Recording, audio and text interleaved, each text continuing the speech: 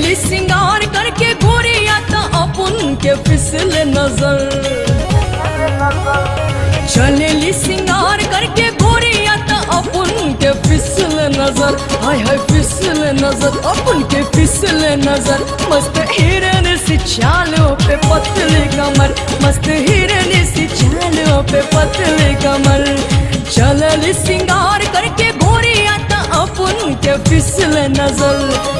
चलेली सिंगार करके गोरिया त अपन के फिसल नजर। हाय हाय फिसल नजर, ओए होए फिसल नजर। मस्त हिरन सी चालों पे पतली कमर, मस्त हिरन सी चालों पे पतली कमर।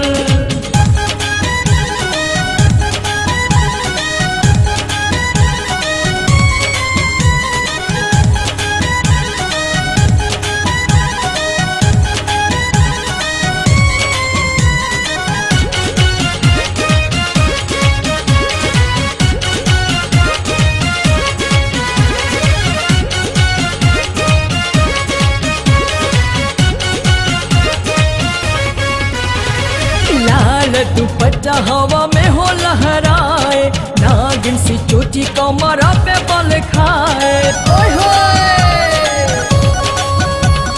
लाल दुपट्टा हवा में हो लहराए, नागिन सी चोटी कमरा पे बल खाए।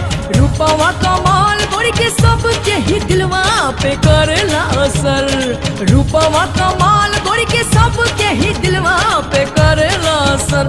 आय हाय करेला असर, ओए होए करेला असर।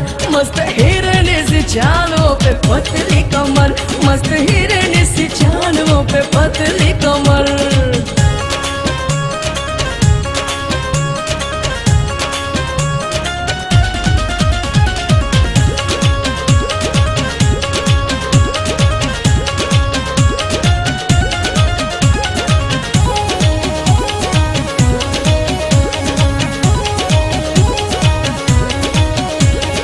बड़े बड़े अखियन में गजरा लगा के, बेला चमेली के गजरा सजा के।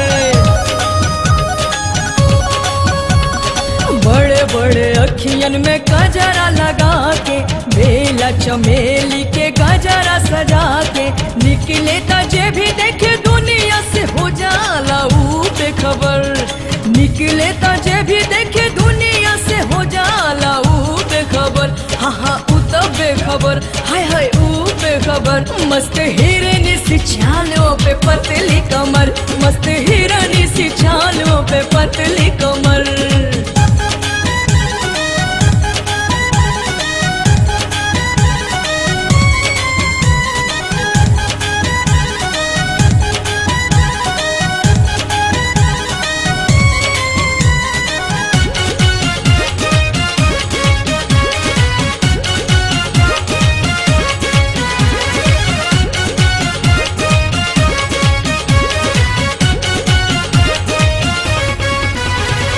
केस जैसे सावन के घाटा मतवारी, होठ गुलाबी मुस्कान बड़ी प्यारी।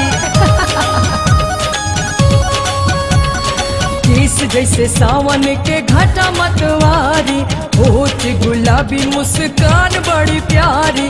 पिछला के पल खा के गोरिया फिरत चले डगर डगर।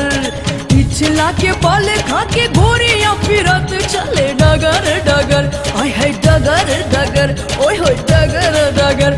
मस्त हिरन सी चालों पे पतली कमर, मस्त हिरन सी चालों पे पतली कमर।